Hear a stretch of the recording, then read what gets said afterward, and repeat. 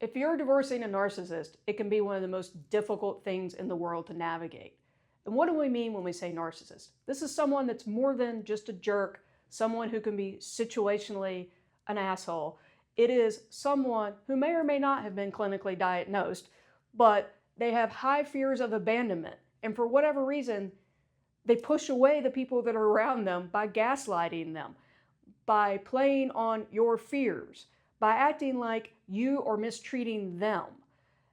And even more than that, in the very beginning, they're very charming. So there's a lot of the I love you, I hate you cycle that goes on when you're separating from a narcissist. And it's a dangerous place to be because it's not only emotionally exhausting, it's mentally taxing. So what kind of behaviors do you need to look for in yourself that can let you know this is what you're going through? If you feel like you can never win, if you feel like the person either is for you or against you and there's no middle ground, there's no shades of gray, everything's black and white. If you think that your spouse thinks that you are one of the best people in the world one day and the next day you're a worthless excuse for a human being, you might be separating from a narcissist and you may need extra help during this process. We have 4 tips for you if you're separating from a narcissist. And the first one is, don't try to win every argument with them.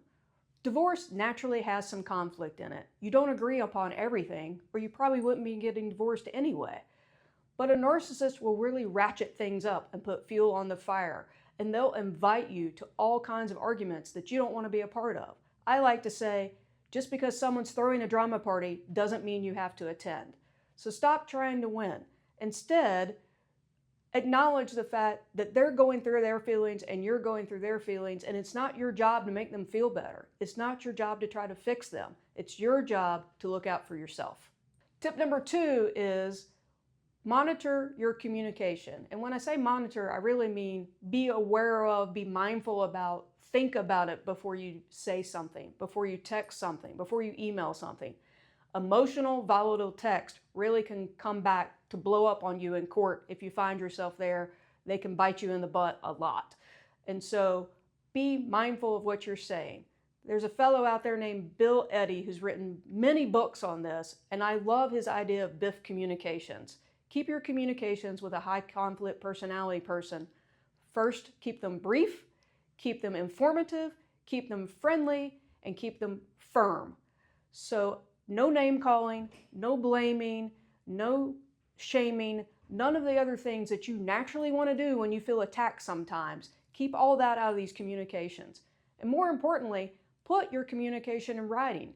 That way it's a lot harder to be misconstrued if someone says you called them a name or you said something untoward or you did something else. You can refer right back to the written instrument that you had, be that an email or a text or whatever, and it can say, no, I never called you that. I never said those things. Because narcissists are really good at hearing what they want to hear that fits into their narrative.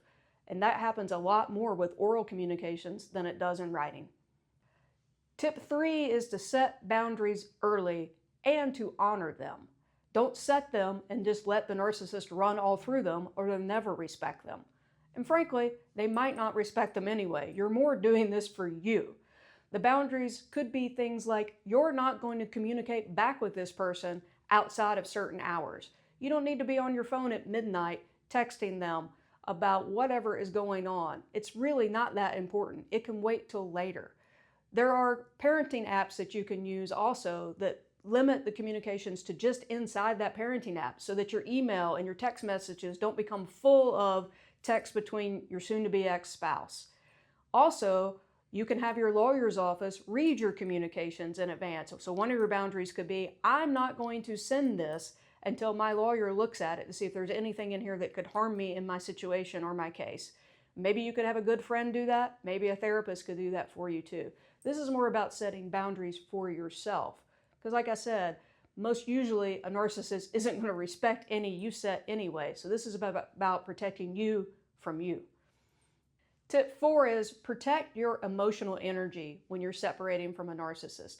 It is exhausting to be leaving someone who always has to be right, who never is to blame for anything, who is blaming you all the time, who is gaslighting you, who's manipulating you, who has revisionist history about the past. Your brain goes through all this and you think, did that really happen? Your emotions are heightened because you feel like you're always being attacked. And this is not only emotionally and mentally exhausting, it's physically exhausting too.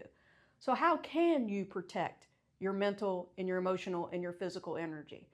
Some of it is just by getting some healthy outlets, whether that's you want to do a dance class or exercise or meditation practice.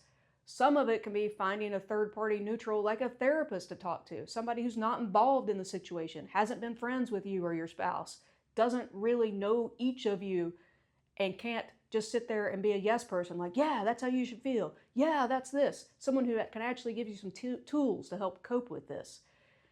And of course, moving through the process, not just sitting in it, not being stuck, not being paralyzed by, I don't know what to do next. Taking a step forward to moving towards your new chapter and your less dramatic future. So I've given you some tips about how to deal psychologically with divorcing a narcissist, but how about legally? What do you need to do? What do you need to do to protect your legal situation? Well, that involves don't take anything they say at face value.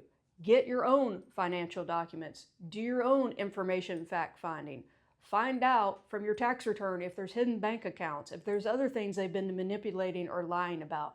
And you may need, well, you're likely going to need a lawyer to help you with that, maybe even a forensic accountant, because a really good narcissist is often a really good manipulator and hider of the truth. So you need someone who can help you find the truth, help you work through the process, and get to your new future.